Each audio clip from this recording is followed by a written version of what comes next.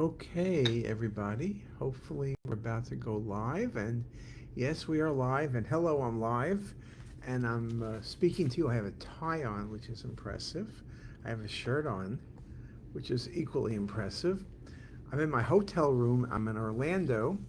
I'm at the 72nd Annual Scientific Session for the American Society of Cytopathology. There's my badge. I'm giving a keynote address today. I'm giving the official Leopold Koss lecture, which is a major, major honor. So I flew in and I'll fly out. This Hyatt Regency is really humongous. It's across from the convention center. Some of you, particularly those of you who went to my courses, will remember that this was the Peabody Hotel. It's about 10 times the size. The Beeline Diner is still here. It looks sort of the same, but nothing else is the same. It's just a humongous, very pretty place. But that's not what this talk is about. This talk, and I am talking about AI for the pathologists. I'm trying to talk about what we do, what they do, where things are going. So hopefully it'll be a good talk. I'm looking forward to it this afternoon. But this is about Rad Tech Week, and this is Rad Tech Week. And first of all, let me thank everyone online, everyone at Hopkins, everyone I've worked with now or ever worked with. I think we've always said, and it still remains equally true, that the quality of your CT operation, the quality of the scans, the quality of care your patients get, is all dependent on the technologists. If you have really good techs, you're going to do a great job. If the techs are not at that level, you're not going to do a good job. And no matter how good you are at reading scans, if the studies are not done well, you're not going to do a good job. When you talk about people like us who do research in 3D, AI, whatever else, all of that is dependent on the techs getting the scans done really well. And all our referring physicians who trust their patients to us are really relying on the techs. And you remember that during COVID, when everybody else was hiding, the techs were not hiding. The techs were at the front line.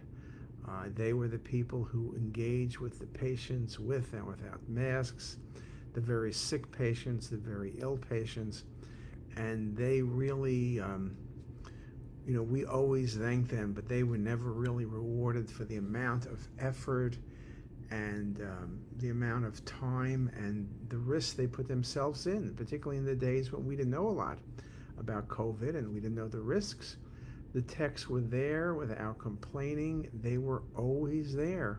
They were not rotating because everybody was a COVID patient or everybody was a suspected COVID patient, whether you were an inpatient or in the ER. Remember, outpatient volume went down like crazy at that point, 90%. With the techs, again, I think one of the biggest challenges is tech training. We have good training programs at Hopkins. I used to remember the old days. We ran tech meetings for 35 years, at the Peabody included. We ran tech meetings. Now there's no tech meetings because no one is supporting education in the way they used to. So that's sad. That was a lot of fun. We did it in many places, from Las Vegas to Orlando to Nashville to every place else, and we enjoyed speaking and working with the techs, and we still do. But fortunately, there's no really good meetings like we used to have. Other things I think it kind of makes you laugh a little bit how times have changed. Remember in the old days, if you had a Siemens scanner or a GE scanner or a Philips scanner, the rep for the scanner would come by and bring donuts for the techs or whatever they would bring, or lunch. You remember when the Kodak guy would come, you remember we had film, right? And processors and everything else, and they would bring donuts. And other departments would bring things.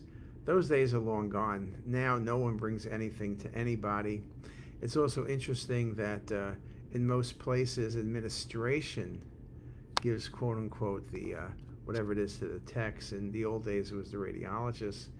I think one of the challenges in modern radiology, with people working from home, they don't know the techs. With people working many different places, outpatient centers, remote sites, In the old days, we were the same place every single day with the same techs, 365 days a year. Now there's so many shifts, there's so many techs, there's so many places. I don't think you have that same time together, and that is kind of sad. That is reality, but unfortunately, things have changed. I think what hasn't changed is the dedication of the technologists. I think, again, we need to figure out ways of training them, retraining them, reteaching them. We need to look at how they can learn about AI, for example, because AI is going to impact everything we do. We can see how important our techs are. We have a new photon counting scanner. And of course, the techs are the ones who need to learn how to use that. And we need to make sure they can do it really well so that we can do it really well. So it's this constant cycle, but at the end of the day, it's the technologists who really are the ones who really make it all happen. And so I wanted to go on record, and I have many times. If you play back all of these lectures I've given, everyone who's been to any of our meetings going back to 1985, which is like 1,000 years ago, it became very clear to us, and we never forgot the importance of the technologists. We don't forget it now, maybe now more than ever, as radiologists are far away and remote, where the techs need to make more and more decisions. We applaud them, and we applaud their excellence, their dedication, and their hard work. And with that, I'll be back next time. Look online, you're going to see a lot of cool stuff we're putting up there, a lot of new training stuff that actually is designed. Lily's been doing a lot of work, really focusing on the technologists and education. And we hope everybody has a great tech week and a great tech day. And I got to go. I got to give my talk. See you later.